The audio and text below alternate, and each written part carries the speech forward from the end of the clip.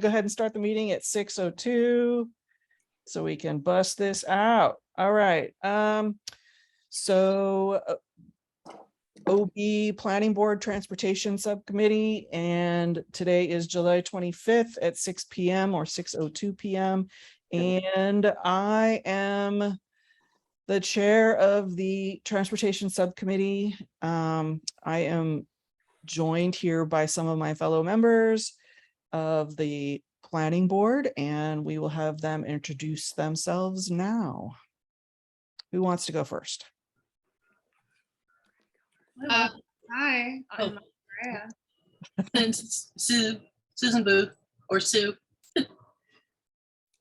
Craig Klein. Happy Monday. Evan McCullough.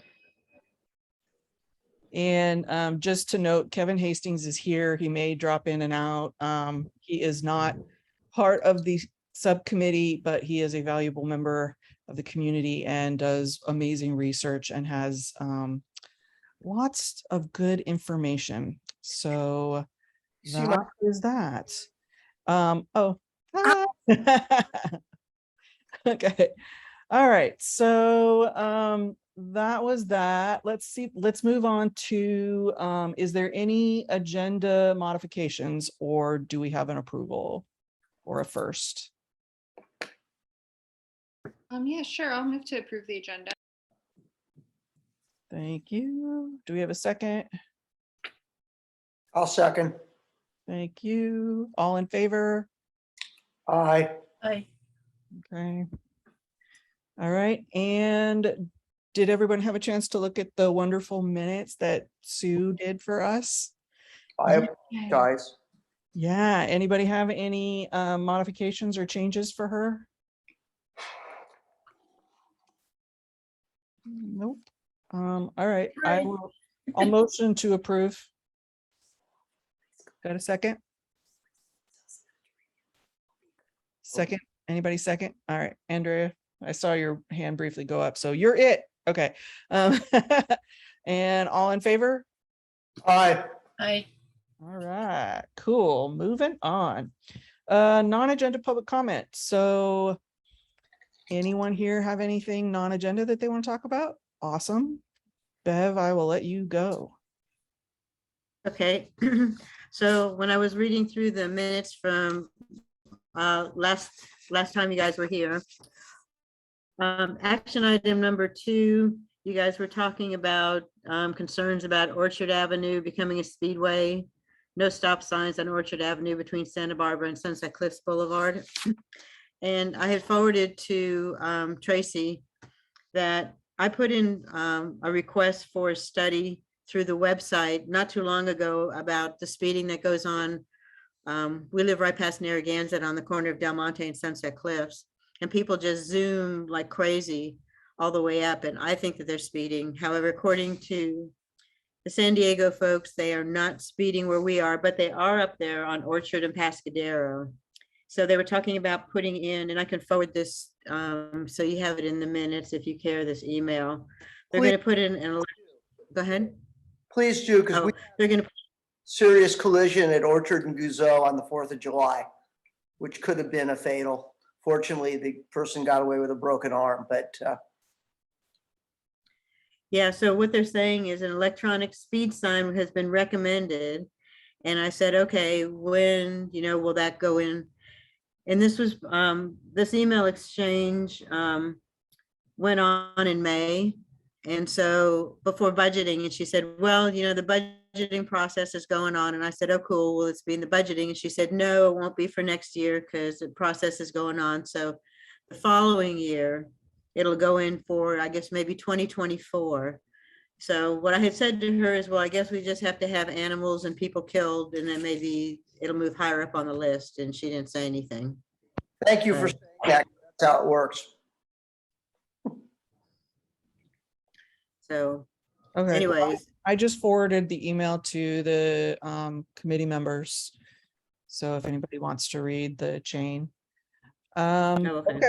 Yeah, I mean, that seems to be the standard response is, we did a study and it's not what you think it is. And so, we're not going to do anything. So, but thank you for, And we're crazy, but George and I are sitting here, you know, we're hearing crashes and we're hearing people screaming and animals getting smushed. It's just our imagination because we're doing mushrooms, you know, or something. I don't know. Jeez, So, okay. oh, yeah, I'm being recorded. Oh, we're really Yeah, not. No, Bev and George do not do mushrooms. No. no, we don't. That won't go in the minutes. Yes. Okay, thank you very much. Does anybody else have a public comment? Meeting. Anybody else have a non-agenda public comment? Anyone? Okie dokie, super. All right, let's move on to action item number 1. So, in the 25 years that I have lived here, this has been brought up probably once a year for at least the last 10 years. And it is the discussion of a potential one-way traffic on Bacon Street. And everything about tonight is just discussion and to determine whether or not we want to try to take action on any of this. So this is the first item, and I'm just gonna open up the floor to these because they are kind of an open-ended situation right now. And I just want to get kind of the vibe or the feel and see how people are feeling. So I'm going to open it up to board members first and see what people have to say. And then I will open it up to the public. I would like to start with a question, Okay. which is what is the proposed direction of the one-way traffic on Bacon Street? And from where to where on Bacon Street is the one-way traffic going to be imposed? So I guess it's a compound question. It's 2 questions. Direction and where. Well, I mean, this is the greatest time to start talking about that. So, you know. Do you have any input? Because certainly Julie does on that question. Yeah. Well, I mean, I don't have any particular input myself. I'm just here to kind of facilitate what's going on and the idea. I know that people have talked about a one-way street all the way from West Point Loma past just past Newport. But that's all other people have kind of broached that with me. It hasn't been anything that I have particularly thought about. Because we now have a roundabout at West Point Loma and Bacon, I'm not sure that would be an appropriate spot to start a one-way street anymore. They would have to retool the whole situation there, or at least block one side so people couldn't exit out of here or enter, which I think would be crazy. So, I mean, just kind of thinking it through, probably the best thing that I would see is starting it at West Point Loma, but having it go south if we're going to do it. So people can come in to OB and go through OB, but they wouldn't be able to leave OB that direction. But that brings up a host of other questions as well. So I'm just like spitballing. I'm not really sold on anything in particular. So does anybody just want to? I'll wait for other people How to does that mean? my thoughts. Okay, Bev? Yeah, I have some thoughts on that. You know, if you made it from West Point Loma and all the way down, then everybody who lives on Bacon or in that area, they're going to be taking all the cross streets, you know, which are, some of them are quite narrow that only allow one car through at a time if there's enough cars parked on both sides of the street. Like Long Branch, for instance, is a very narrow street, and Muir is pretty narrow going through that section, say even between Cable and Bacon. So you're going to increase traffic on all the cross streets for people who live there, who need to get to wherever, if they had to take Bacon, or if they lived on Bacon, they're going to be taking the cross streets. And I think that would, you know, be difficult for a lot of people, especially because of how narrow some of the streets are. So if I were going to do it, I would make it a smaller area. I would do Bacon one way, say from Santa Monica to Niagara, you know, a short section, and then maybe make cable one way or the other direction. So people just through the business district would be going in a circle that way and keep it kind of out of the residential neighborhoods. Okay, I will raise the problem with that because the merchants will have a huge problem with that. The problem is that large semi-trailer sized delivery trucks come with Yeah. food, beer, and all the other things that the businesses on Newport Avenue utilize. It's hard enough for the trucks to get in and out with the current situation. And if you made Bacon one way through the central business district, you would make the truck access exponentially more problematic. That's a good point. It's also a bus route, so I would Ca- just.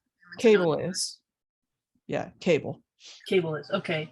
Bacon. So is Bacon So is once you get Bacon. down to night, because it goes, the bus route goes south on Cable and then westbound on Niagara and then goes Makes some southbound on Bacon. bacon.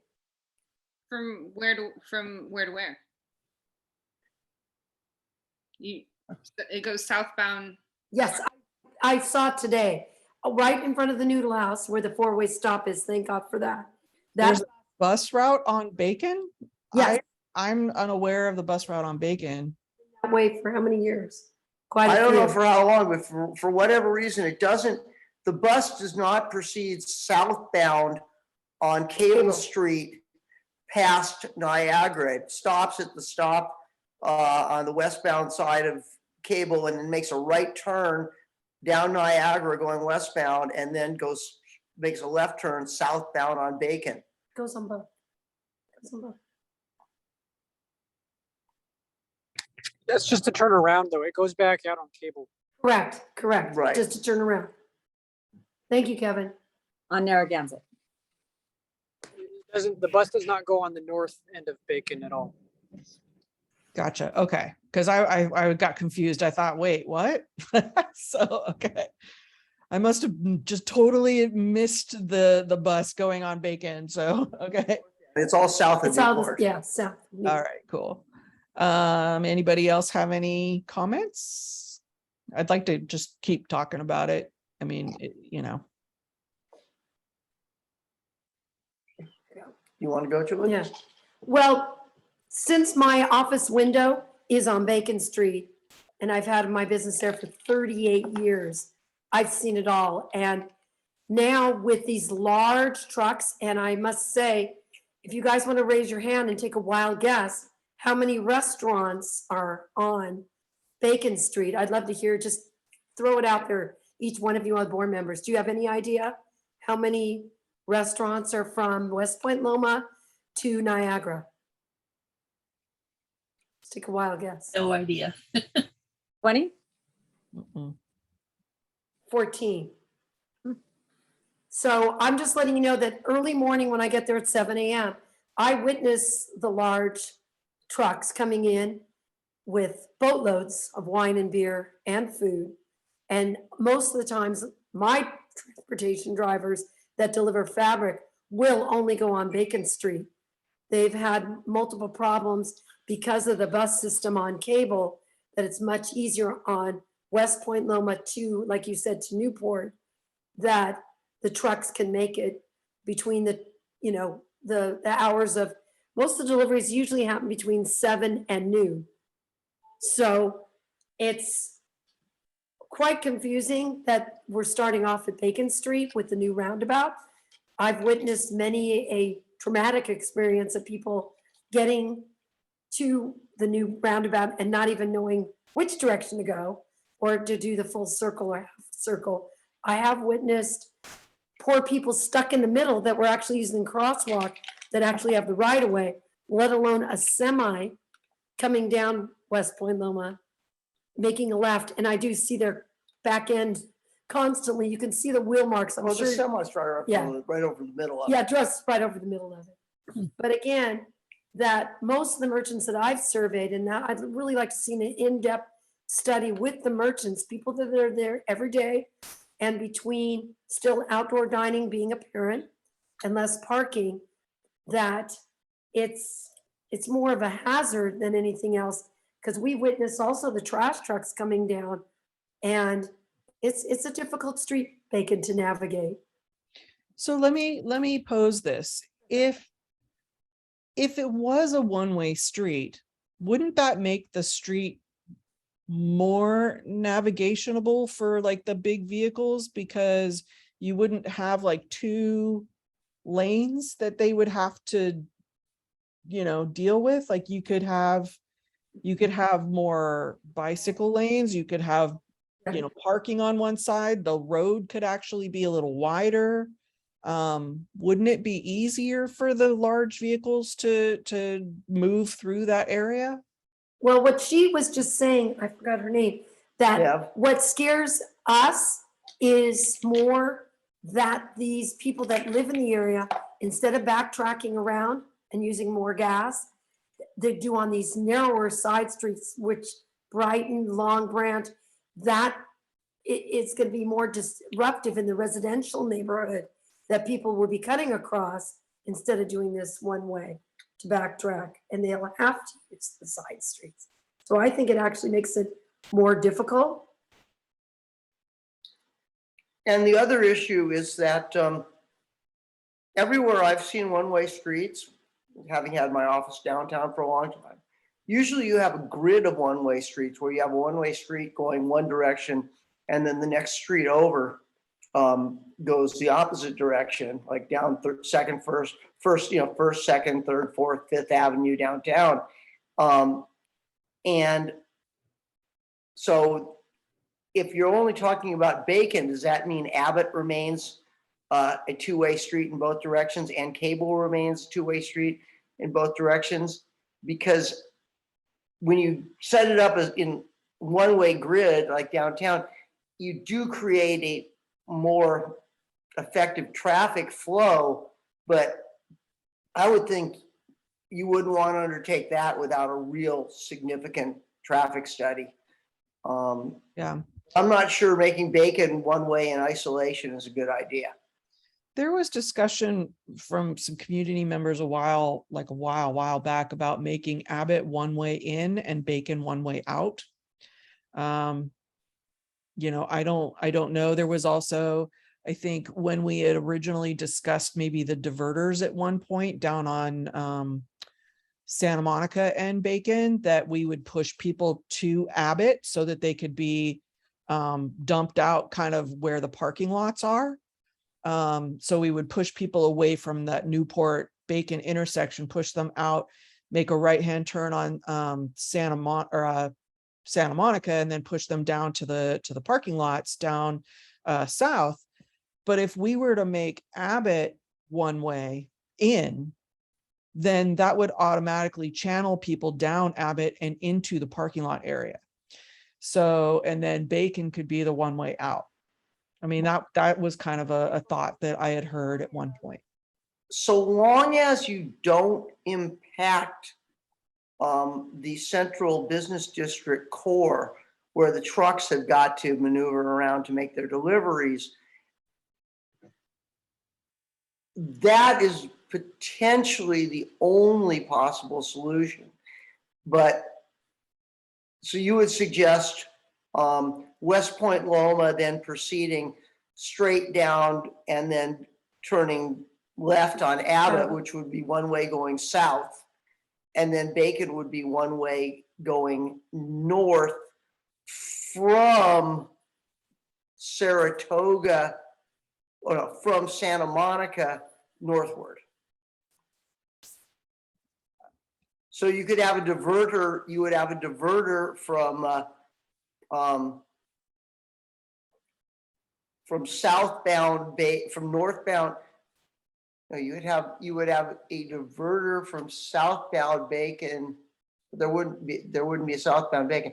So you would have a diverter from eastbound Santa Monica to northbound Bacon, and that would be the loop out of town, right?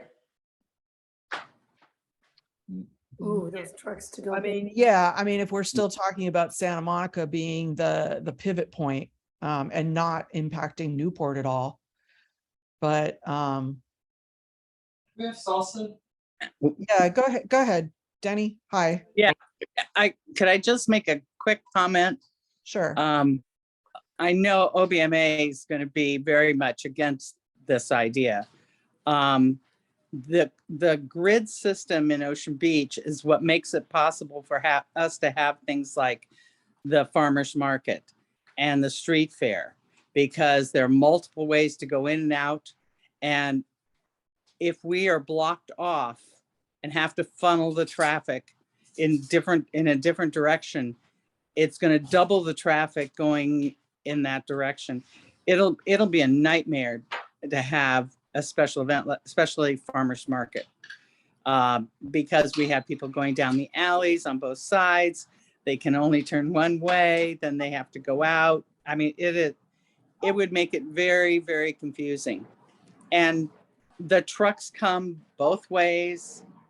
Deliveries are all over the place. They have multiple deliveries to do throughout the business district, and they use the grid system to get around so that they're not impacting the residential area. I think, I think the businesses would go absolutely nuts. I do too. I think it would be a big negative, another negative hit for the businesses one more time. And it just seems crazy to me. I know that roundabout has caused a lot of problems with the businesses, that the trucks can't turn, and they've rerouted, people go a different direction. And we do have a lot of restaurants right there. So, sorry, there's a. No, that's okay. And one of the things I want to try to do is, this is not like a critique of any comment that's happened tonight, but what I want to try to think about is, yes, things have been done a certain way in the past, but things can change. I mean, it is possible to embrace change and to try to move forward to make things safer for pedestrians, bicyclists, foot traffic, that kind of stuff. So, and this is just a personal thing, but something I've always tried to tell myself lately is, yes, it's been done that way in the past, but can it be better? Or, trying to move forward with some kind of change that isn't going to be so, change. Everybody hates change, right? Nobody ever likes change, but with change, you can actually be in a better position for everyone and not just, one group or something like that. So I'm just, like I said, this isn't a, it was done in the past and now it's, we need to change kind of thing. It's just, I'd like for people to try to think a little bit about the fact that, yeah, we have done this for 50 years or whatever, but maybe a change can happen that wouldn't be such a drastic effect, but it could benefit a lot of other people as well. So just kind of try to be open-minded in this discussion. I mean, nothing obviously is going to happen today, right? So yeah. I have a comment, if I may. This is Kevin. Sure. I've heard this discussion kicked around for a long time, and every time it's always been Bacon paired with another street going the other direction, whether it's Abbott or Cable. And I think I feel like it's always been the north end of Bacon only, between the commercial districts, either up to West Point Loma or up to Voltaire from Santa Monica. Although keep in mind, even 7-Eleven retail on Voltaire spreads beyond Voltaire. Retail on Santa Monica, like Pizza Port, spreads north of Santa Monica a half a block. So if you want to keep the businesses out of it, you end up with a section, at most Santa Monica to Voltaire, maybe even less than that. And then, of course, if you're going to do an equivalent street the other direction, you would do the same blocks, right? You don't want to interfere with, only having Abbott one way going into the pier lot. That would be a disaster, right? So it can work. I'm not saying I advocate for it, but it can work, and it can insulate the businesses from it. And yeah, I don't want people trying to backtrack on those ridiculously narrow streets to get over to the other direction, other than maybe the residents themselves. The other thing is the entire purpose of this, my understanding has always been to give more room on Bacon for either bike lanes and maybe the other opposing street for additional parking, perhaps diagonal parking. So I don't know that it would be 2 lanes still with parking and parking. I mean, the whole point is to add something that there's no room for right now. So I think that's the one way in of itself. What is it really gaining if there's not something else that comes along with it? Yeah, I mean, I envision a protected bike lane going all the way down Bacon, which is our bicycle boulevard, right? And right now, I mean, it's like a death trap to even go down there. So, I mean, that's what I envision is a very safe bicycle boulevard to connect people from Mission Bay all the way down to Sunset Cliffs, if possible. The pairing with Abbott is always one of those things that's like, well, if we have a one-way in, then we should also have a one-way out. And I don't know if that's really necessary. I don't know, because both of the other streets on both sides are in and out. So, I mean, again, just my ideas and just thoughts. But yeah, you're right, Kevin. It's been brought up every year, as far as I know, as long as I've lived here. So, so we'll just keep talking about it. Okay. Can So I ask a question real quick? Sorry, we're eating our dinner. yeah, that's cool. Nice taco there, Denny. I know. So, a long time ago, I don't know, Julie, what year it was in the 80s or 90s. We talked about doing a bicycle lane along the beachfront Oh, yeah. that went all the way down to Dog Beach and then up, and over, as one way to achieve that. And plus a walking lane. Yes. Because the streets are so narrow, we have such limited parking. And I don't know, I've thought about this a lot, and I just don't see how making Bacon one way is really going to benefit anybody, and everybody will be using those very narrow streets to get around. And I do know the truck routes, and having as many options open is, I think, a better alternative rather than shutting down a couple of options. Mhm. It's a personal opinion.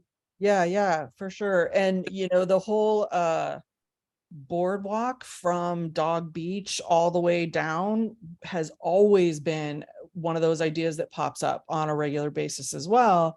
And you usually get the pushback of people who are like, well, we don't want to be Mission Beach, we don't want to have a boardwalk, and what are you going to do about the houses that are along the beach, and all of that stuff. So again, it's just more pushback from different people in the community. And for anybody who wants to try to implement any kind of change, it's really difficult because there's just so many like different opinions, So When that came out of the revitalization studies, the community wanted the boardwalk. It was one resident in particular, but who got a handful of people together to push for this other option, not to do it. David, And the whole thing fell apart. Yeah. But if you count up the number of people who actually have beachfront property, that's pretty small compared to the concentration of people who live in Ocean Beach. And I think would be a great thing. It doesn't have to be a boardwalk like Mission Beach. It doesn't have to be straight. I mean, it can be meander. well, it can't be straight if it's an OB, right? Right. Absolutely. You have Yeah. I mean, I've always thought that that was a fabulous idea. I would even convert Abbott, like the entire Abbott, to a boardwalk like situation where the bikes and pedestrians could walk down. And I mean, I would just wipe out Abbott altogether, but that would piss off a lot of people. So. And a lot of access. And then we got the coastal commission to deal with. Yeah. So Oh, that- so anyways, yeah. So does anybody else on the board have any comment that they want to bring up? Or do they want to wait until they hear everybody else out? I'll wait. I think we've made our positions kind of clear. I just don't think it's workable. Andrea, what do you think?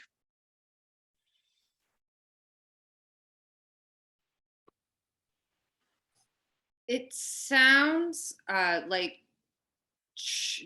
different transportation solutions have to come before this is implemented. I don't necessarily want to give up on it, but it does seem like a few other moving pieces have to come into place before we can consider it. And what other moving pieces are you thinking about? Well, for one, higher ridership for public transportation, a different type of possibly delivery service, if that is at all going to change in the future, smaller trucks or more locally sourced products that don't necessarily have to be carted in and carted out, those kinds of solutions. So we're looking at maybe never. Okay. Sorry. Okay. So let me, okay. I was going to say something. I guess, the main thing to look at is the reason why you want to do it. And, Tracy, you said because you'd like to see it as a bike, a dedicated bike lane area. And I as soon as you said that, the first thing I thought was boardwalk, from Dog Beach parking lot and following along the beach. That would be the place to put the dedicated bike lane. So I don't know. I think the impact to the residents and businesses, everybody will start cutting down alleys and down the narrow side streets if this actually went ahead. And you have to look at how many people are going to be affected by that solution versus if the whole purpose of doing it is just to have more walking and safe bike lane area, then maybe relook at the whole boardwalk scenario as an alternative. That's a big giant CIP project, but Okay. it could fall in with an idea to have a revitalization of the boardwalk area with the pier being rebuilt. So maybe. Yeah. Then you could give people access from Dog Beach to the pier that way. God, that would be awesome. Okay. So let me hear from Nicole and Matt, because I'm kind of curious what they have to say. Go ahead, Matt. I'll let you go first. Thanks, Nicole. For those who don't know me, my name is Matt Shawless. I'm a member of the Peninsula Community Planning Board, and I serve on our Transportation and Traffic Committee. And yeah, the question that I had wanted to ask was to help get some context, and I think Sue articulated it just a moment ago, which is really, to ask, what are the reasons that you're considering making it one way? Basically, like, what's the problem you're trying to solve? And so it sounds like I've heard a few different things, like articulation of wanting more space for pedestrians or cyclists. I was also curious, being a bicyclist who, comes through this corridor quite often, are there other concerns for things like vehicle speeds? Because when I see mention of widening a corridor because you make it one way, in my experience, and my understanding of the transportation psychology literature, wider streets tend to induce faster driving, especially when you have these nice, very straight corridors like you have for your grid setup. So yeah, if I could just hear a little bit more about what the problem is that you're trying to solve, and then I might have some ideas about ways that I think might be good to address them. Okay, Nicole. Yeah, thanks. And I appreciate all your comments, Nicole. Burgess, for any of you who don't know me, I do also sit on the Peninsula Planning Group and have sat on this transportation board for quite a while as well. So, and I know that this discussion has been ongoing and long and over the years. So I don't know if it ever will come to fruition. I think a big traffic study like probably what is going to be one of the first steps to actually kind of get anybody on board, but that's a big undertaking. And as much as I totally appreciate your voice, Tracy, for change, because I do definitely think change can really bring positive things to a community. So rather than always thinking, oh, it's bad, it's change, it's going to be negative, really some wonderful street design can make this positive. As much as I love a boardwalk idea, it's a huge CIP project, probably 10, 20 years out and tons of money. So hard to worry about that one. So Bacon Boulevard is that, it's the bike boulevard that is access to our community. And so I do use that. And so thank you, Craig and Julie, for your comments, because to me, I access those businesses on Bacon more because I do ride in front of them. So as a bike rider, that's a corridor. So for me, I see this corridor when we talk about the cut through traffic, and not that I'm a proponent of the one-way option, but I think when you think of cut through traffic and homeowners actually kind of figure it out. They kind of figure out how they're best going to get to their house, and then they work it. Sometimes they're already using those short little streets, and oftentimes I see Bacon as people using Bacon as to avoid the traffic on Sunset Cliffs. So we have to remember that Sunset Cliffs is the corridor for traffic, and that's where we want them to be. And there are probably other ways, which we have discussed at this meeting before in the past. So when we talk about Bacon Boulevard, it does have some history, 10 years, and that's why there is a roundabout there at West Point Loma and Bacon. Love it, hate it, whatever. I'm not going to get into the design elements of that because I probably have my own opinion, but to let all of you know that this was designated as a street for an overlay project through the Sexy Streets initiative by Mayor Todd Gloria last year. So they're going to come in. That means it's going to have all the infrastructure that I personally would love to see this board ask for that project manager and have them come in and talk to you what they're going to do on Bacon, because there's no reason trying to redesignate a street and think about all this when we've actually been having these conversations for years, and the city's kind of gone down many years of planning for a bicycle boulevard there. So there have been conversations about little mini traffic circles at Brighton and Cape May, and those things, you know, whether they go in or not, I have no idea. I don't know where the status is on the project, but that's about a year out project. So if I would like to see the city involved in this conversation and see what they're planning, and see how it's going to help our safe access for pedestrians and bikes. That's really a big thing. You know, I can take Abbott, I can take the boardwalk, but those are kind of going out of the way when you really think of the direct connection towards your bike path through the community in which I visit and go to all the time. So, you know, I'm at that intersection a lot because those are the places I frequent. And so I want to continue frequently those. So those are probably my biggest comments to that and also just, I know OBMA is here and I appreciate all your voice. And I know delivery trucks are an issue. It's definitely an issue on 30th Street. I think there's some conversations and that there's, we learn to work around the new and the change, and we can work it out. And I like Andrea's suggestion of how do we get smaller delivery trucks in our community, right? So, and even smaller buses. So transportation is changing a lot. And so I would probably, if I were this board, I would really want to stay on top of that 60 Streets initiative and see what's happening on Bacon, how the city is going in the direction they're going in right now. So it was my understanding that all they were going to do to Bacon is just repave it and restripe it. But I don't know if they're going to install a bike lane or not. If they install a bike lane, that's going to take out parking. And, you know, nobody really knows exactly what's under their, what they're going to do. Like nobody really does, you know? There's no room for a bike lane. So but what you do know is that they're going to come in and do curb ramps. So when you do curb ramps, you have opportunities to do other things. And so also just to put note in here, as a bike boulevard, you're really trying to reduce the traffic. So when we talk about diverters, and maybe that's a conversation for item number 2, I'm all about that. And those take some careful considerations of where you're diverting traffic, who you're diverting. Delivery trucks would not be diverted.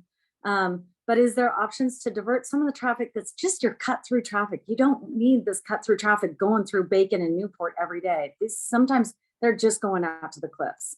So how can you relieve some of that traffic? Because the goal is that you want to get it under 6,000 ADT. And right now, I believe it's closer to 7 or 8.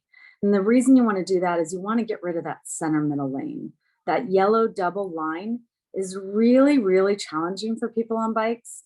It's very, it's hard because people don't want to cross the double yellow line because they think it's against the law. And so they're behind you. It's tough to navigate. It actually induces speeding. And so, how do we actually calm Bacon? Because it's really not terrible as a bike rider because the speeds are slow, but the potholes are horrendous. And when it does get repaved, cars will go faster. So those are some of the concerns and some of the ideas of just how do we actually just look at reducing the traffic so we can all coexist. And that's really what it's about.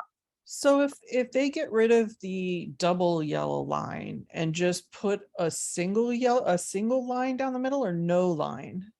I'm an advocate for none like on Newport, but over 6,000 ADT, you have to have the center double line. Okay. So, and I know we had some conversations about Newport about a year ago, and some people are confused and it's hard to navigate, but in all honesty, it's what actually makes traffic work together and be able to cooperate together in the limited space that we have. Mm-hmm. So I see it as a plus, and I see it as less. I live over towards Point Loma Avenue. I don't know if you guys have seen the new striping. You look up from the cliffs and all you see is this bright yellow and white paint markings, and it's kind of god awful ugly. So I'm a big fan of less striping and making cars be more mindful of what they're doing on the street with each other.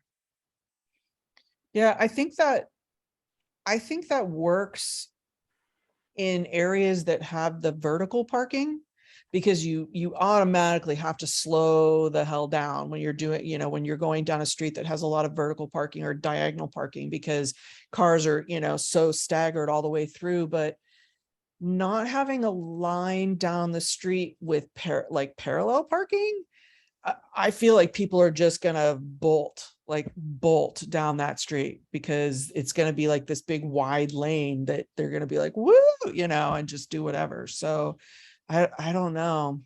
I feel like we really just need a traffic engineer with pull at the city, somebody to come in and say, this is everything that this street needs. And, I don't know, because we all recognize that it's dangerous. We all recognize it needs to be repaved. We all recognize that it's a bicycle boulevard.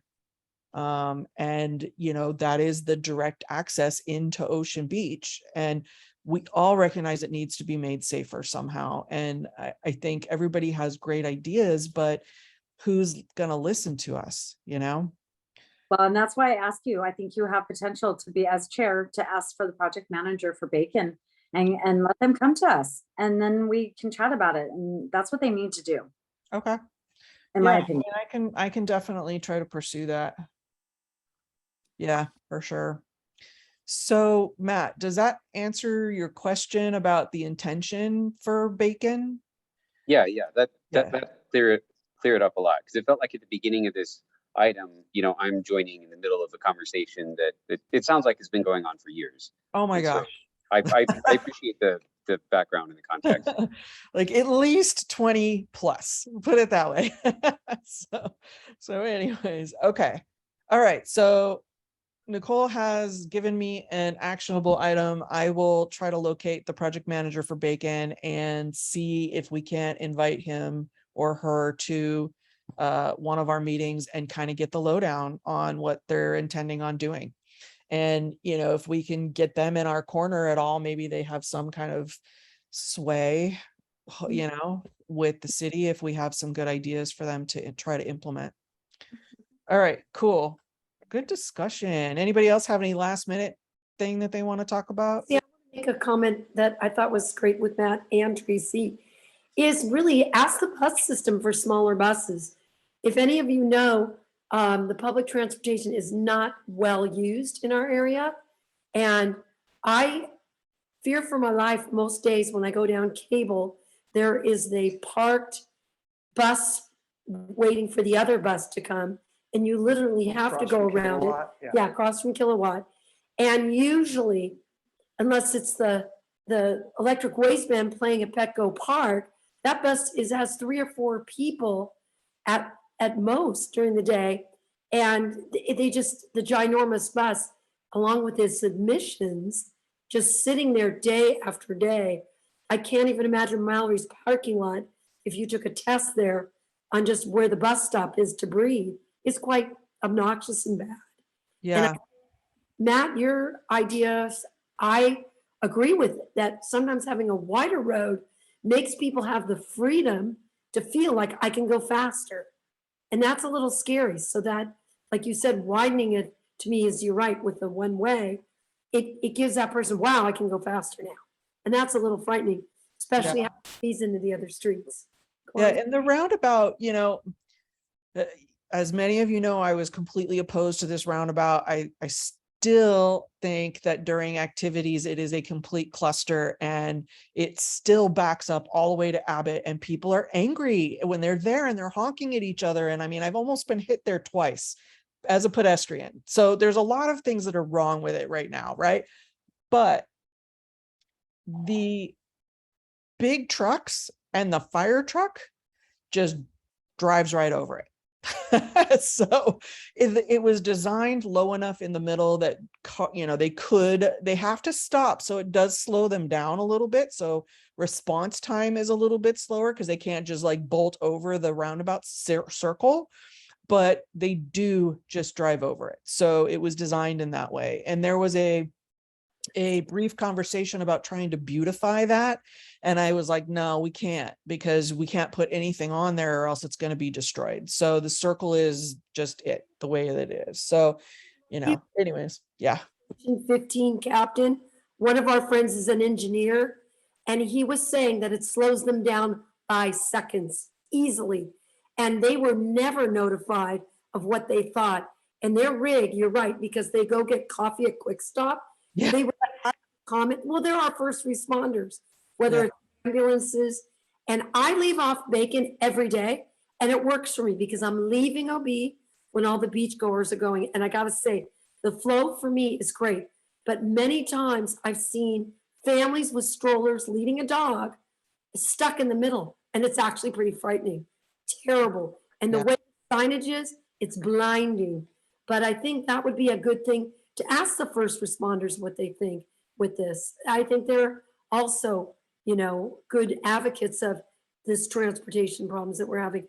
And we've been thrown in with Amazon constantly now blocking all the merchants in any which way. It's a free for all. They just put on their blinkers and run up to the apartments or whichever.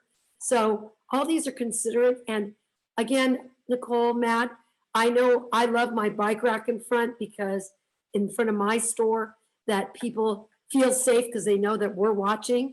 But that's something else too. And, you know, just trying again to promote more families, more people cycling would be great. And my comment regarding the situation on Bay, final comment, is since my 49cc Honda Metropolitan is basically a bicycle Like an with e-bike. with a little motor. And I've been using Bacon almost exclusively to get to Robb Field and then go over the bridge over to the Aquarius on Saturdays. My comment is that I think it's just driver behavior is the biggest component of this whole thing. And if people would just slow down, repave, my answer would be leave the street the way it is, repave it so it's smooth, maybe consider some sort of traffic calming devices. But just, if everyone just behaves and stops at the stop signs, because what I've found out with the number of stop signs, that 15 miles an hour or 15 to 20 miles an hour is not an an unreasonably slow speed to be transiting that section of Bacon as it is, which makes it pretty bicycle friendly if you have car drivers not being idiots. So maybe you just need a combination of repaving it, getting rid of the potholes, and as usual, the litany is a little bit more enforcement, perhaps educational at first, to just slow down the vehicles so that the bicyclists can use it and feel safer. Well, Craig, I would like to say that if you ever develop something that you can put in the water to make people more courteous and respectful, then Isn't it? I might invest in that product for you. So I know. but I know this is being recorded. I don't really mean that, but okay. Seriously, All right. that's the main issue. And, people are driving too fast. And unfortunately, we get a lot of visitors to Ocean Beach, especially on the weekends, who, how do I say this politely, aren't the best behaved. And I think that that's kind of the reason that the bicyclists feel so unsafe. That you got car drivers moving at excessive speeds. Okay. All right. Well, that was a good discussion, and I actually think that we got a couple of interesting ideas out of it. So thank you very much. Let's go ahead and move on to action item number 2. And this is, again, another thing that we have talked about probably every other year now. Discuss pursuing traffic, pedestrian, bike safety measures for Newport and Bacon intersection. Now, in the past, we've brought some ideas to divert traffic away from it, so that divert vehicle traffic away from that intersection so that there is less vehicle traffic going through that intersection. I believe in the past, there has been conversation about putting a stoplight there, but that's, environmentalists don't really like that, because then you have a lot of, emissions spewing out of the back of vehicles while they sit there and wait.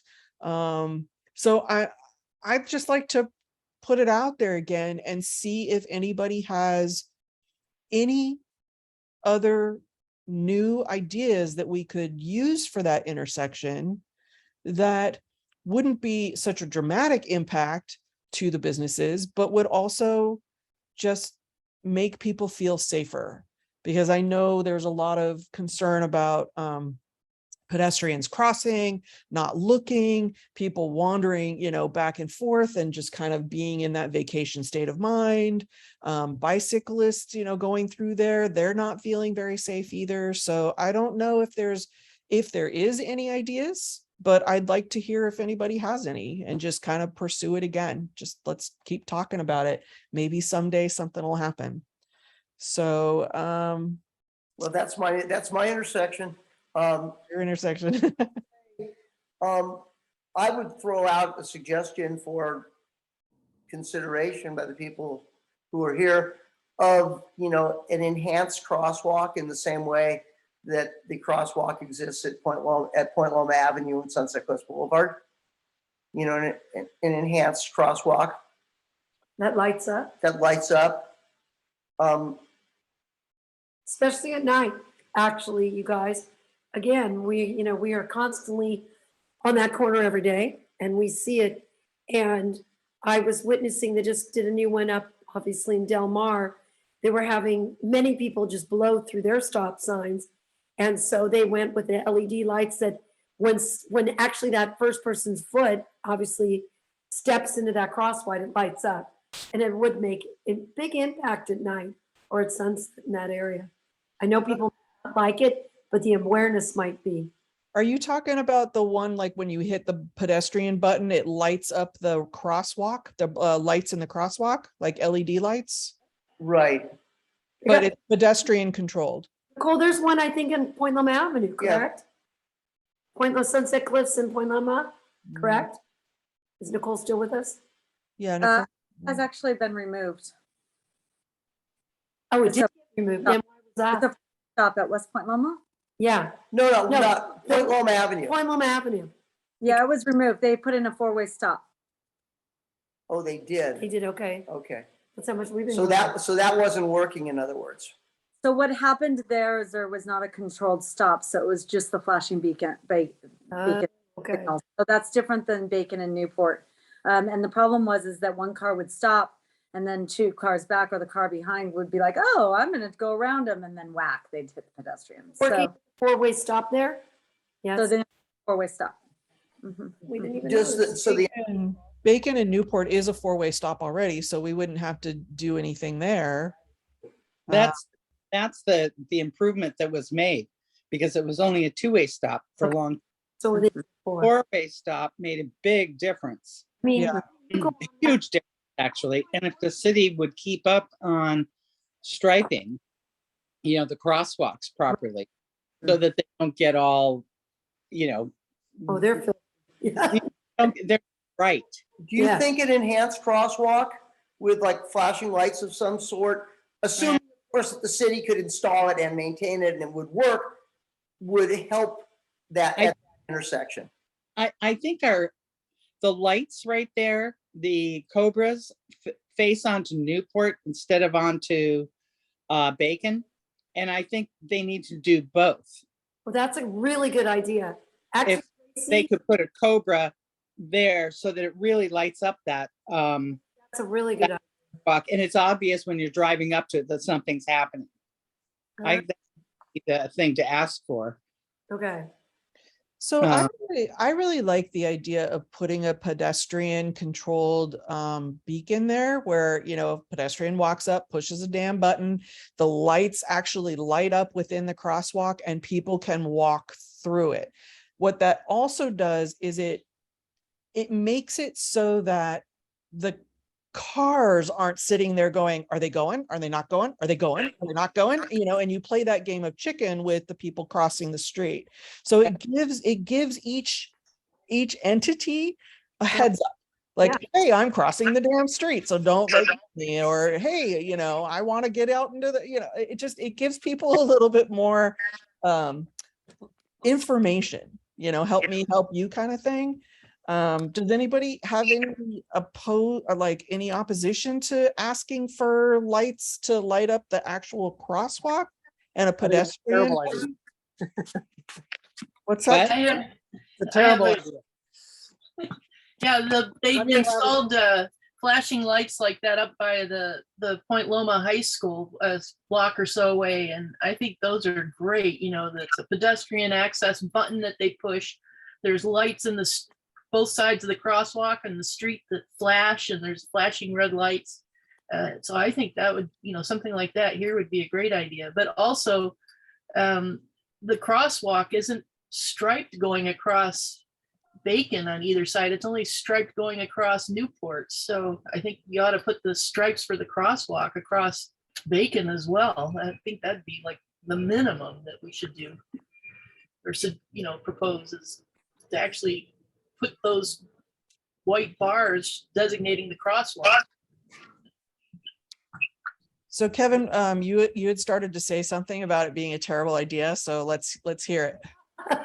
So the problem with that intersection is there's everyone going in every direction at the same time. Pedestrians going in all directions, traffic going in all directions, turning in all directions, and they're peaking at the same time. So a beacon, I push that beacon button, it takes me 6 seconds to walk across that street. That beacon's gonna flash for 15 seconds. The person 3 seconds behind me is gonna maybe push it. The beacon's gonna just flash nonstop, no matter what. So it's not gonna be any functionally different than what we have now of cars trying to turn, trying to take the right of way or go in a certain order while dodging in between pedestrians in the busy crosswalk. It's a mess. And frankly, because it's so chaotic is probably why nobody is getting, actually run over, because everyone's going 1 mile per hour through there. What we need. Can we just have one of those like railroad arms that like come down and stop people from crossing the street for a couple of minutes? No, So what we need there is a scramble. If you've been to like Waikiki, you've seen those in the very busy locations where there'll be a signal in all directions and it turns everything red, and then the pedestrians cross any direction diagonally, however they want. They have free for all. And then it goes back to the traffic. They've mode. got So it that in alternates Carlsbad. between those. Don't they have that downtown too in not Little Italy, the gas lamp district? I think they have Yeah, it. And Carlsbad has that. Yeah, What they call it? Scramble? Yeah. And I believe we actually discussed this in the planning board meeting, either last year or the year before that, to have like an I called it an omnidirectional crosswalk situation, because I wasn't sure what it was really called. I just said omnidirectional. But if that's what it's called, a scramble, I like that term. yeah, and as Nicole pointed out, it does require a signal. There's no signal there. There's a signal at cable, but not Bacon. I mean, you could do it at cable too, but cable is not as crazy as Bacon. I don't like having a different kind of thing going on at all these different intersections. I think it's just confusing, especially the tourists. So consistency is always better when in doubt, in my mind. But I think that's the only thing really that would improve the situation there, short of having a freaking bridge going across it. Right. Okay. Anybody else have a comment? I just wondered, has anybody ever talked about putting a traffic light in there in the past, or has that been discussed and It's- discounted? Craig? You said something? Just, It has been discussed. Okay, Do you remember what the gist of the discussion was? I think the city felt that having the signal control intersection at Cable was sufficient, and they felt the four-way stop at Bacon, got the job done in the traffic engineer's opinion. Yeah. And I mean, like I said earlier in this discussion, I've also been told that having people sit there for prolonged periods of time waiting for the light to turn green is like an environmentalist's nightmare. They don't want that to be happening. So, Diagonal parking and all the rest on Newport. I think that was a concern. You get too longs of backups, especially particularly on Newport with a signal. yeah. okay, thank you. Matt? Yeah, I put a little plug for it in the chat during our last item that we were discussing. To me, it seems like diverters are the obvious choice for solving a lot of problems here, because as Kevin, pointed out, this is chaos in terms of everyone on foot, on two wheels, in four-wheel cars is trying to go every direction. And when you have a situation like that, things like, the signal controlled lights run into a lot of these problems we were just talking about. Things like the pedestrian controlled flashing lights will also result in some of these problems of how long is that versus how long does it take for people to transit across. I've seen a couple different ways that diverters can work. There were kind of two main styles when I was spending a lot of time when I was working up in the Bay Area. There's some that basically force right turns, so you don't have like through traffic, but on a street like this, both have to turn right at an intersection, and so then it leaves something for kind of emergency vehicles and bicyclists and others on like two-wheeled vehicles to be able to pass in between the barriers. Then there's contrasting that with basically like a T intersection, which would allow emergency vehicles and two-wheel to still pass through, but then traffic can go either right or left. In a situation like this, I think you could probably have decent traffic flow if you chose the appropriate kind of cross streets to divert traffic onto with these double right kind of scenario.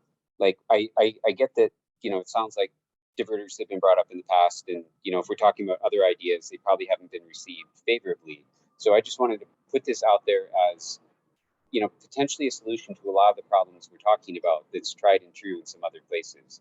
When we have a situation like this, as we see it gets closed off every Wednesday for the farmers market, it's an area that lots of people want to be in, and when you have a lot of people wanting to move on foot, that's kind of at odds with a lot of vehicles trying to move into it too.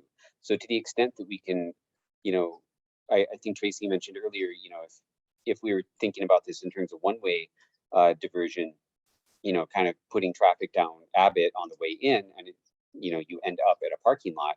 That's one way to kind of get people, out of cars, if you make it easy for them to place their car and then get out and transit on foot. So that's all I wanted to add on this. I can speak a little bit to that, and so will Denny. The problem with that is, once again, the large delivery trucks. They don't want to be using Newport Avenue because with the diagonal parking and because it's the main street, the delivery trucks, if they were diverted, particularly having to make a right turn off of northbound Bacon and then go east on Newport, that would contribute tremendously to the congestion. As it is right now, oftentimes the alleys, both between Santa Monica and Newport and Niagara and Newport, will be completely blocked because there'll be a large semi-trailer, you've seen it, Yeah. parked in the middle of the alley. And so you have to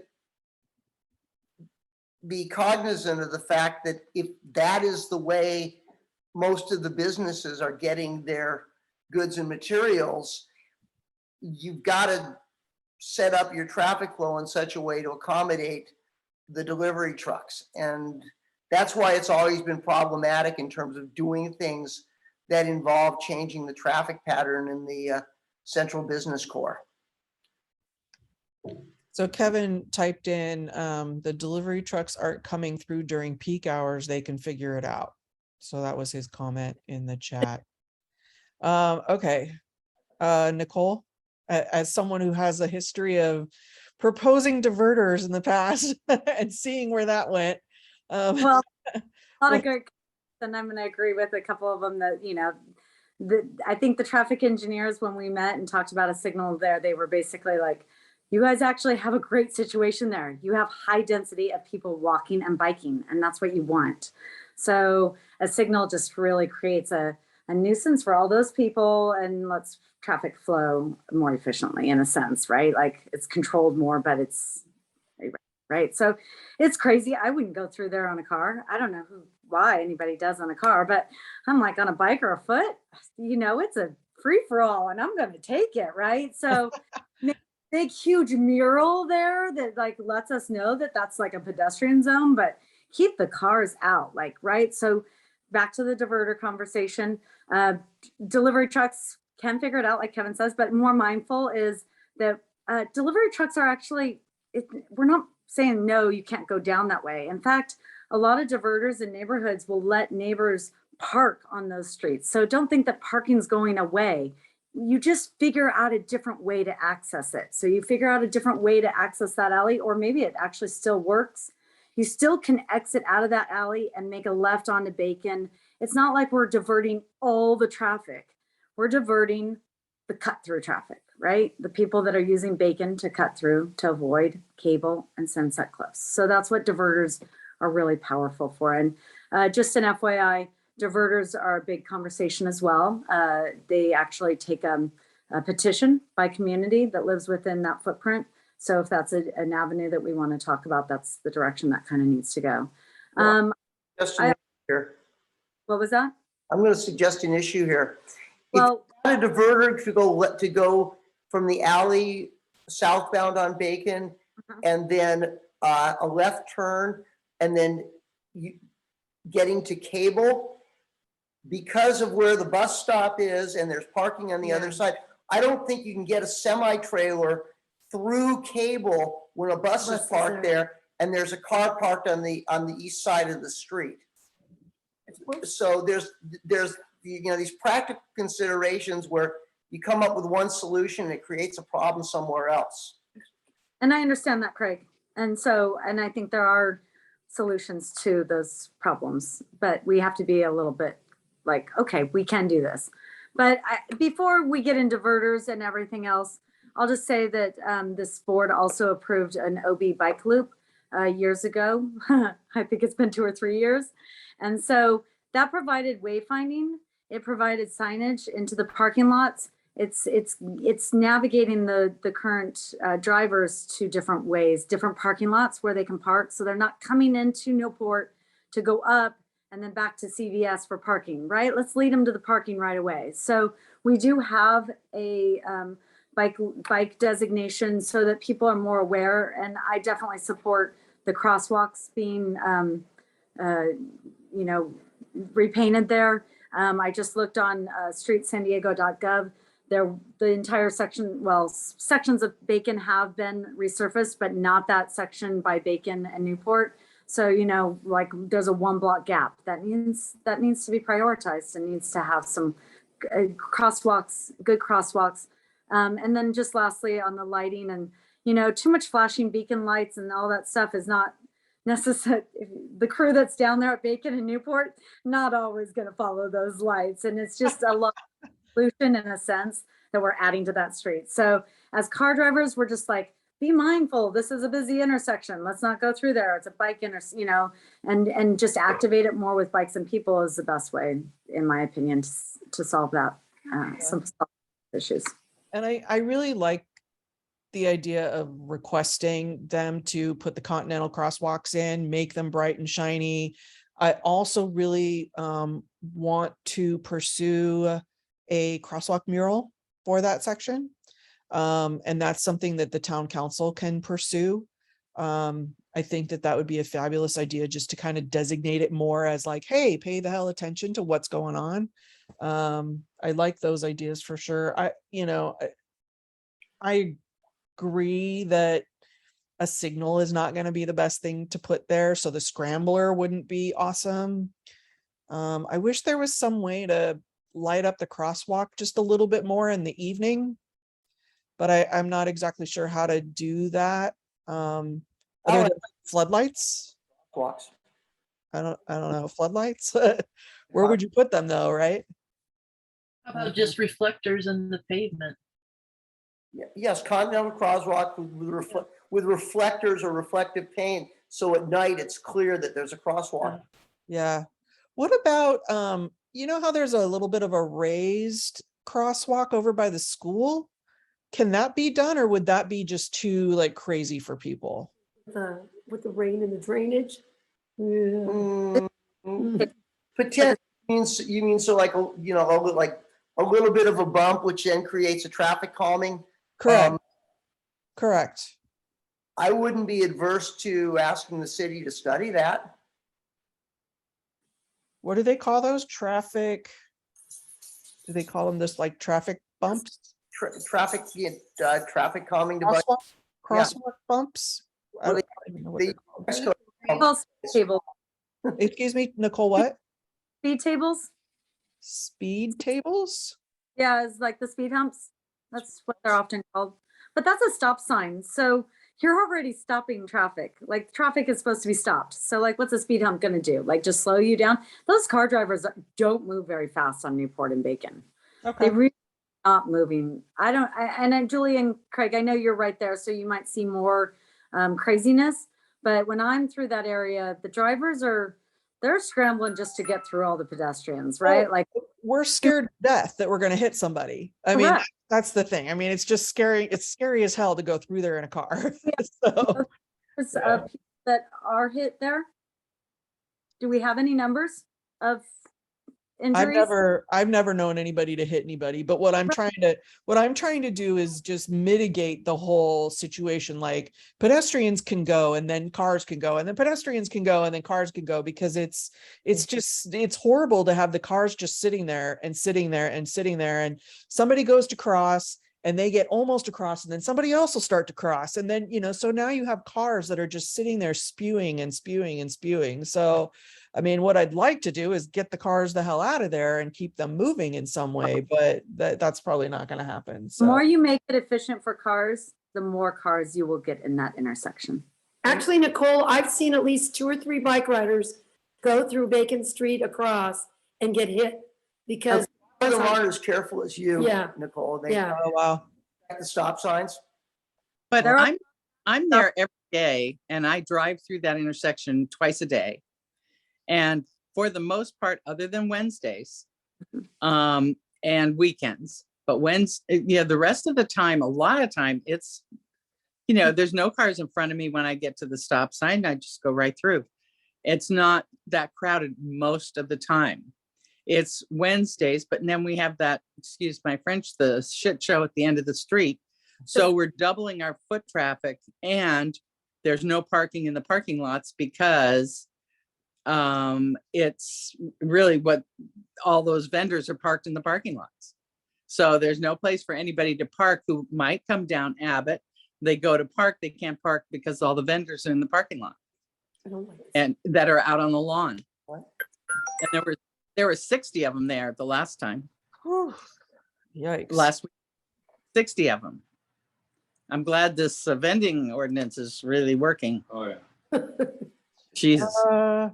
What is Kevin saying here? Making it more miserable for drivers to deter from going there isn't the solution. Bulb outs at corners? Bulb outs? Yeah, The street narrower at the corners so that pedestrians wouldn't have to go as far across. uh, Yeah. I like that. I don't like that. no, it threw up the truck traffic. Right. And I'm not so sure about the speed tables because we have such a drainage issue that could almost be, Mayor, Denny, as you know, that those, Yeah. the drainage. Yeah. Yeah, you have big storm drain cutouts in the curb right there. So in, More of a, They don't Yeah. work. well, They don't work very well. Okay, well, it sounds like the things that we can kind of agree on are enhancing the crosswalks that are there, like actually painting them, making them bright and shiny, putting continental crosswalks in there. If they can add extra reflection to the crosswalks to make them more visible, that would be great. Sure. And then also reaching out to going through maybe the town council or OBMA to go and petition the city to allow us to do a intersection mural to call more attention to that intersection. Maybe both of us. Yes, yeah. Make- And I know would- that I I know think- that the town council now has this enhancement committee and Aaron is on there. And I know Aaron is really gung ho about trying to get more art into the community. And since I'm on the Arts and Culture Commission, it kind of, I know the process and it's actually not as hard as people make it out to be. So it's really not too bad. So it's more about getting community consensus than it is about getting it pushed through the commission, right? The city will do it if the community can get behind it. So, okay. So does anybody want to make a motion on those items? Just Okay, real what- okay. Had also lights. I thought that was a great suggestion to have them onto Bacon as well. The Yeah, lighting.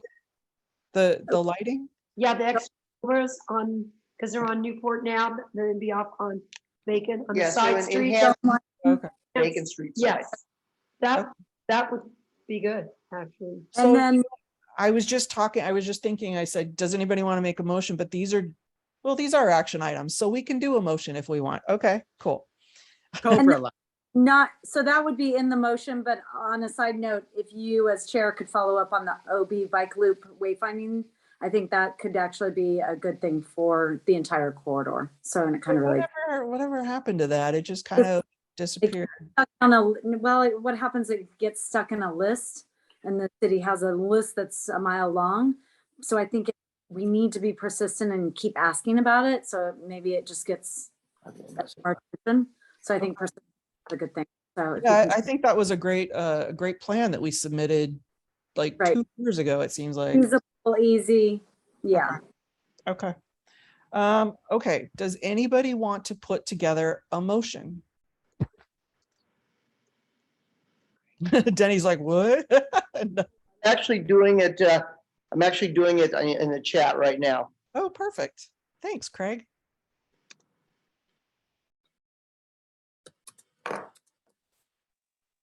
I gotta go. Okay, Denny, thank you for attending. Thanks for letting me attend. You're See ya. always welcome. Okay, great. Bye.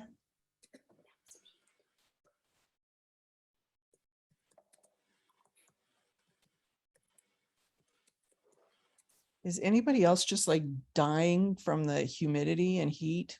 I'm like, my house is so humid right now. Just like, bleh. Imagine if you lived a little farther east. Oh my God. My husband works out in Borrego Springs and for like 5 days out of every week, and he just dies. He dies out there. Oh.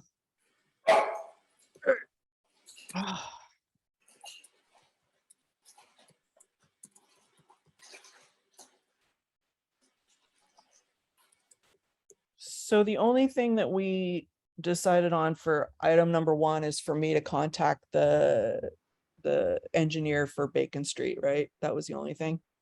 We didn't have a motion to make on that. Not yet. Yes, that's correct. Gotcha. They'll try to figure out who the project manager is and see if they'll come and speak with us. Perfect. Okay, I put,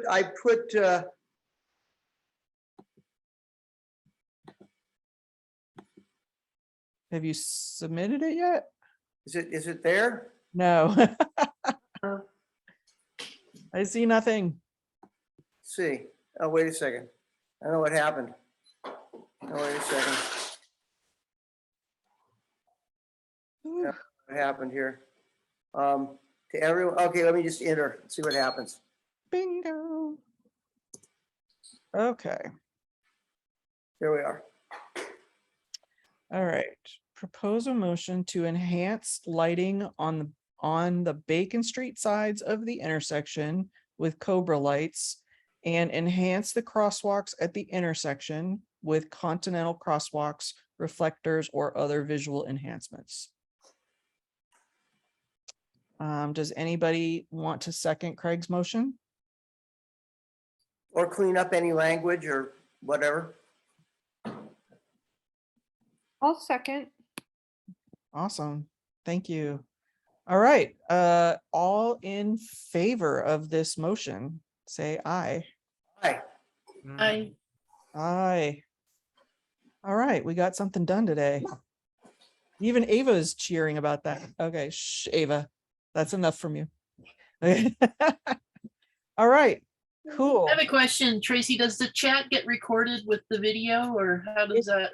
It does, but I will pull this out and email it to you. Okay, that would be great, just so that I don't miss anything. Yeah. Motion 2. Okay. Thank you. All right, cool. All right, so last thing on our list was again another kind of discuss ideas thing. Andrea had brought to the table that she wanted to try to increase ridership on city buses, and obviously we need to do that for sure.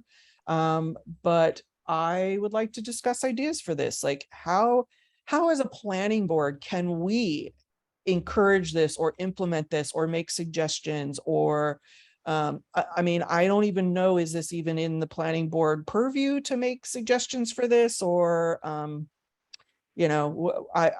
gonna basically just let Andrea kind of speak to this one because it was her idea. And Andrea, are you prepared to talk about it?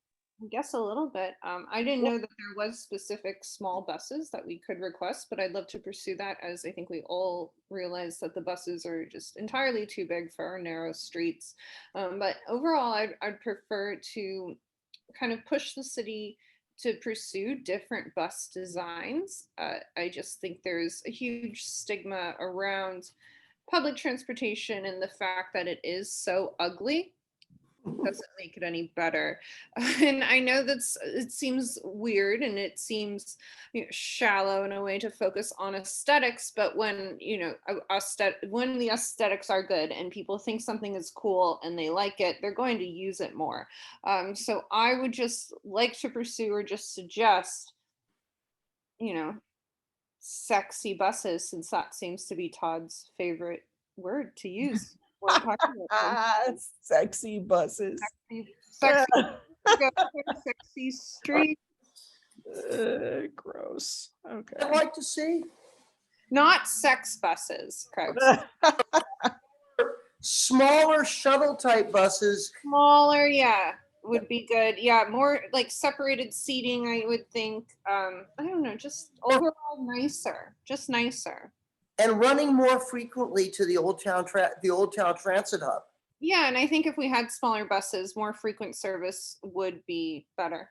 Yeah, unless, You don't need to go everywhere, you know, Yeah. if you just go from OB to the Old Town Transit Hub and you had them running every 15 minutes, say, yeah, I think I would actually use them if Yeah. I was going downtown, or if I was going to, now that it runs all the way up to La Jolla University City. If I had a every 15-minute shuttle, which would get me from OB to the transit hub there in Old Town, I utilize that. Yeah, but but another thing, they don't run really late. We've gotten stuck before. So do they need to run more frequently and throughout the evening? Is that something else that we want to add? Well, that's certainly could be a suggestion in terms of if you're going to utilize that, you need to have expanded hours of operation.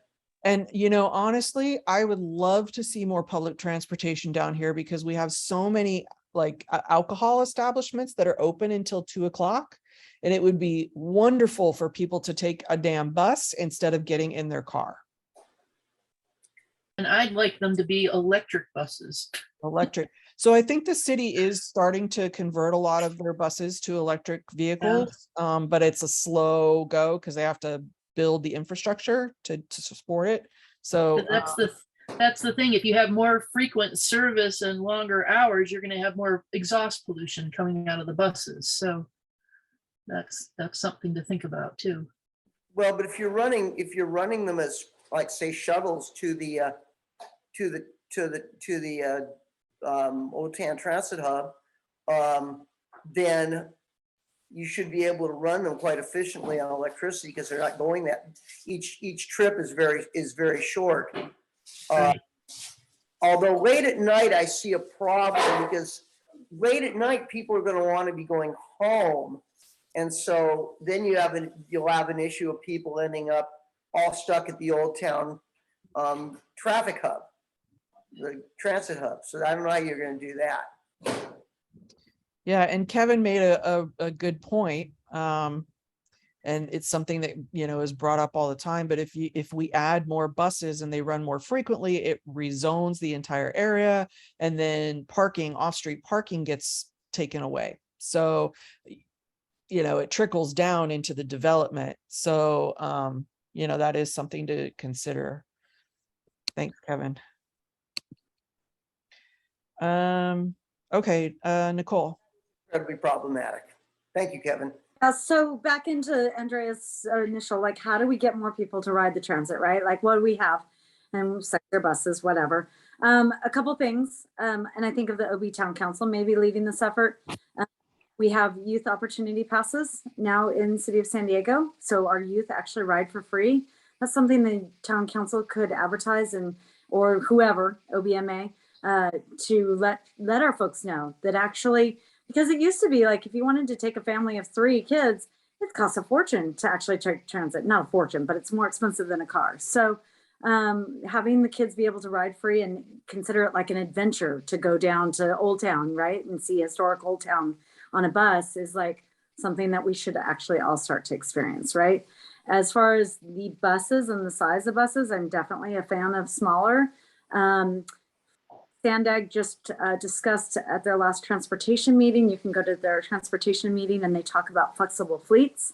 And they have 3 pilots going out right now. And they are exactly what you guys are talking about. So they're public-private partnerships that Sandag is funding. And they'll look to start expanding them throughout other areas. The one that was actually being considered for National City is getting a Frank, which is comparative to Fred. And so I honestly think that they should relook at a different location for it. But it's like probably a 20-passenger cool shuttle, electric, and it does these short community short mile trips. So something to just keep your eyes out on for. And as Sandag talks about flexible fleets, as well as we have a mobility hub designated in OB. So, if if you really want this, the conversations we need to let Sandag and their staff know that, hey, we're ready, we're wanting it, we're a community that's right for it. Access to the coast is an important discussion for as far as equity. So I think all those, points can be on that. And then lastly, definitely believe expanded hours, and Matt can testify, like getting to a location and then not being able to get home is one of the worst things. So expanded hours. But then just lastly, a big problem with MTS and our bus service is they actually have a shortage of staff, and they're really having a hard time keeping staff for 5 big reasons that was in a recent article. And if we don't have staff there, they reduce their trips, their frequency. So as we increase ridership and demand more frequency, they need to actually have the staff that can do that. So yeah, it's a whole circular discussion, but getting more people in OB to use transit would be a great thing. And, I would love to use buses as a design thing, and have beautiful artwork on the side of the buses and whatnot. But we all know that eventually they're just going to end up being like big marketing, mobile marketing devices. So unfortunately, the city does that. Not the city, but, the MTS, they'll just sell the space. So unfortunately, we can't really make it a beautiful bus.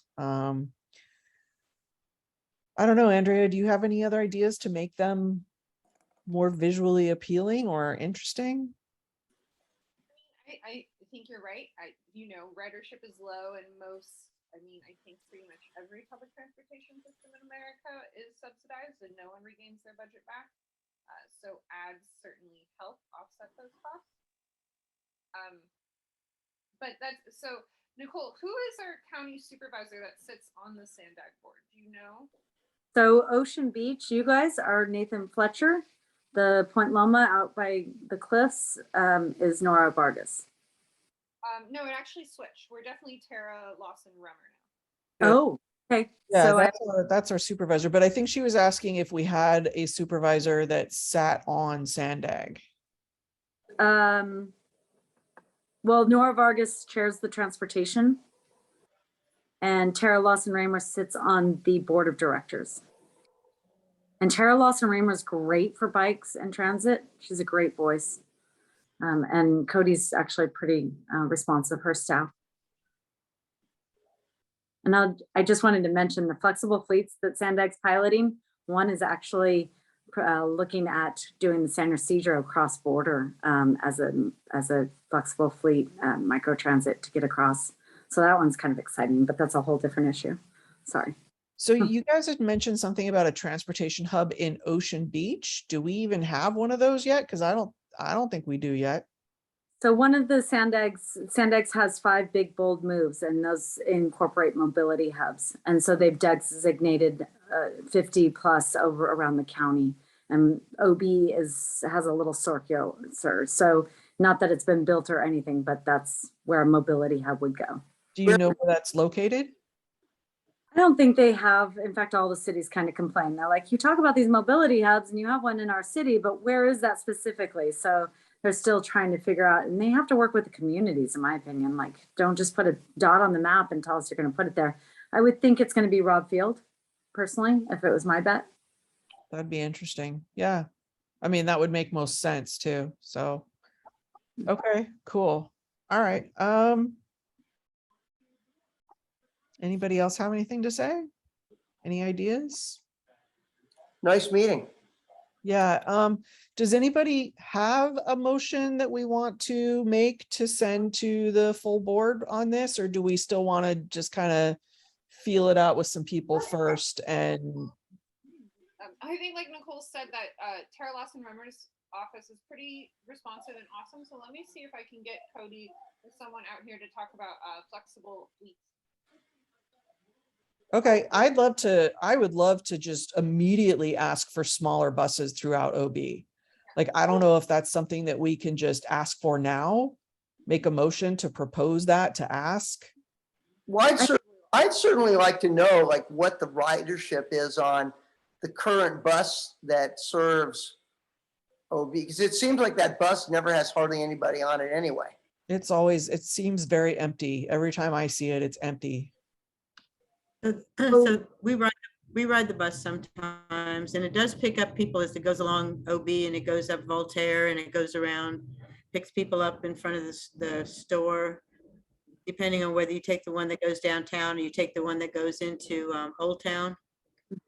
So, you know, we may not have as many people here, but there are a whole bunch of folks, folks that don't have a lot of money, they don't get around, and, you know, whatever too. A lot of kids use it to get to school, you know, earlier in the mornings. But also. is it full, or is it just kind of like a third full?